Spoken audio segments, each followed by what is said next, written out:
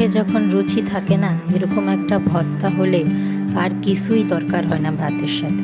আসসালামু আলাইকুম, সবাই কেমন আছেন? আপনাদের দোয়ায় আমিও অনেক ভালো আছি। তো আজকে নিয়ে আসলাম নতুন একটা রেসিপি, সেটা হচ্ছে করলার ভর্তা। হ্যাঁ, শুনতে সবাইকে অবাক লাগলেও আজকে আপনাদের সামনে হাজির হয়েছে এই রেসিপিটা নিয়ে। তো চলুন সবাইকে দেখিয়ে ফেলি কীভাবে এই রেসিপিটা বানালাম। আপনাদের কাছেও অনেক ভালো লাগবে। নতুন ইউনিক একটা রেসিপি, সেটা হচ্ছে করলার ভর্তা রেসিপি।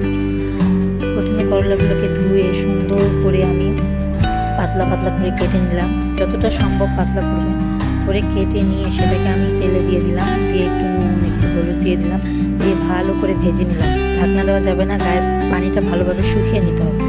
নিয়ে সেই প্যানে আমি কিছুটা রসুন দিলাম, রসুন দিয়ে দিলাম, কয়েকটা কাঁচামরিচও দিলাম, দিয়ে ভালো করে ভেজে নিলাম।